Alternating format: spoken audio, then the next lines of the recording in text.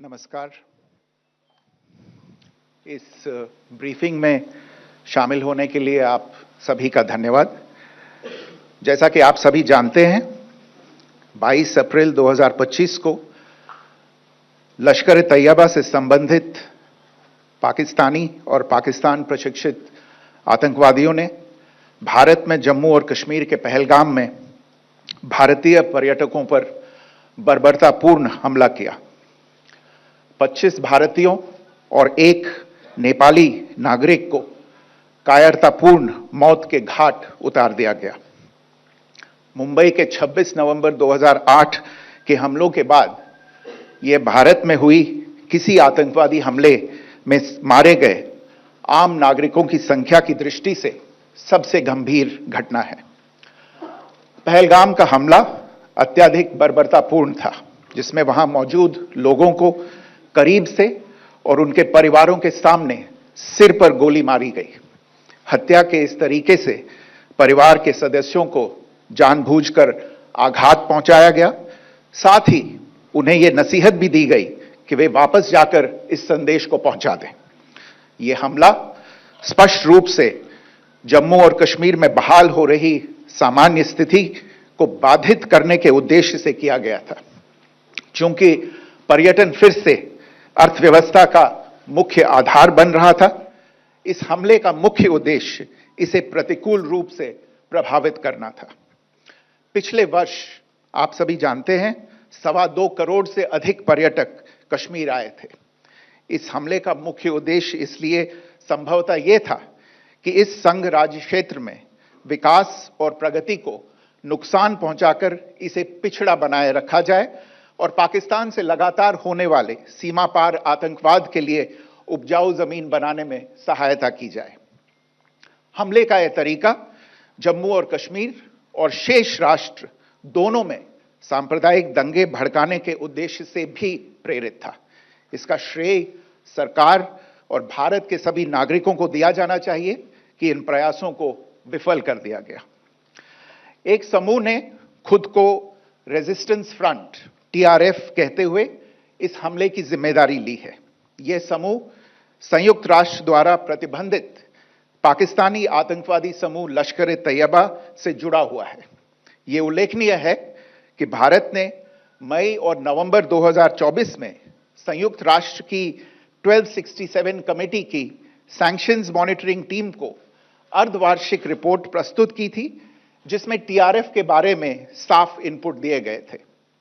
इससे पाकिस्तान स्थित आतंकवादी समूहों के लिए कवर के रूप में TRF की भूमिका सामने आई थी। इससे पहले भी दिसंबर 2023 में भारत ने इस टीम को लश्कर-ए-तैयबा और जैश-ए-मोहम्मद के बारे में सूचित किया था, जो TRF जैसे छोटे आतंकवादी समूहों के माध्यम से अपनी गतिविधियों को संचालित कर रहे हैं। इस संबंध में 25 अप्रैल को UN सिक्योरिटी काउंसिल प्रेस वक्तव्य में TRF के संदर्भ को हटाने के लिए पाकिस्तान के दबाव पर भी ध्यान दिया जाना चाहिए। पहलगाम आतंकवादी हमले की जांच से पाकिस्तान के साथ आतंकवादियों के संपर्क उजागर हुए हैं। रेजिस्टेंस फ्रंट द्वारा किए गए दावे और लश्कर-ए-तैयबा से ज्ञात सोशल मीडिया हैंडल द्वारा इसको रीपोस्ट किया जाना इसकी पुष्टि करता है। चश्मदीद गवाहों और विभिन्न जांच एजेंसियों को उपलब्ध अन्य सूचनाओं के आधार पर हमलावरों की पहचान भी हुई है। हमारी इंटेलिजेंस ने इस टीम के योजनाकारों और उनके समर्थकों की जानकारी जुटाई है। इस हमले की रूपरेखा भारत में सीमा पार आतंकवाद को अंजाम देने के पाकिस्तान के लंबे ट्रैक रिकॉर्ड से भी जुड़ी हुई है, जिसके लिखित और स्पष्ट दस्तावेज उपलब्ध हैं। पाकिस्तान दुनिया भर में आतंकवादियों के लिए एक शरण स्थल के रूप में पहचान बना चुका है। यहां अंतर्राष्ट्रीय स्तर पर प्रतिबंधित आतंकवादी सजा पाने से बचे रहते हैं।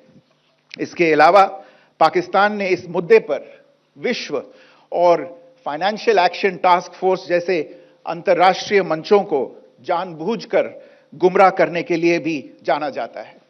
साजिद मीर का मामला, जिसमें इस आतंकवादी को पाकिस्तान ने मृत घोषित कर दिया था और फिर अंतर्राष्ट्रीय दबाव के परिणाम स्वरूप वो जीवित पाया गया, इसका सबसे स्पष्ट उदाहरण है। यह स्वाभाविक है कि पहलगाम में हुए इस हमले से जम्मू और कश्मीर के साथ साथ भारत के अन्य भागों में भी आक्रोश देखा गया। हमलों के बाद भारत सरकार ने स्वाभाविक रूप से पाकिस्तान के साथ संबंधों को लेकर कुछ कदम उठाए। आप सभी उन निर्णयों से अवगत हैं जिसकी घोषणा 23 अप्रैल को की गई थी। तथापि यह आवश्यक समझा गया कि 22 अप्रैल के हमले के अपराधियों और उनके योजनाकारों को न्याय के कटघरे में लाया जाए।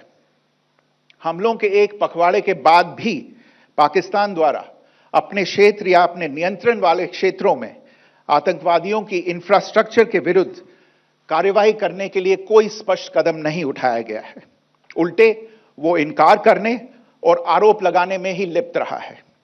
पाकिस्तान आधारित आतंकवादी मॉड्यूल्स पर हमारी खुफिया निगरानी ने संकेत दिया है कि भारत के विरुद्ध आगे भी हमले हो सकते हैं। अतः इनको रोकना और इनसे निपटना दोनों को बेहद आवश्यक समझा गया। आज सुबह, जैसा कि आपको ज्ञात होगा, भारत ने इस तरह के सीमा पार हमलों का जवाब देने और उन्हें रोकने तथा उनका प्रतिरोध करने के अपने अधिकार का प्रयोग किया है। यह कार्यवाही नपीतुली, नॉन एस्केलेटरी, आनुपातिक और जिम्मेदारीपूर्ण है। यह आतंकवाद की इंफ्रास्ट्रक्चर को समाप्त करने और भारत में भेजे जाने वाले संभावित आतंकवादियों को अक्षम बनाने पर केंद्रित है। आपको यह भी स्मरण होगा कि 25 अप्रैल 2025 को संयुक्त राष्ट्र सुरक्षा परिषद ने पहलगाम आतंकवादी हमले पर एक प्रेस वक्तव्य जारी किया था, जिसमें आतंकवाद के इस निंदनीय कार्य के अपराधियों, आयोजकों, फाइनेंसरों और प्रायोजकों को जवाबदेह ठहराने और उन्हें न्याय के दायरे में लाने की आवश्यकता पर जोर दिया गया था। भारत की आज की इस कार्रवाई को इसी संदर्भ में देखा जाना चाहिए।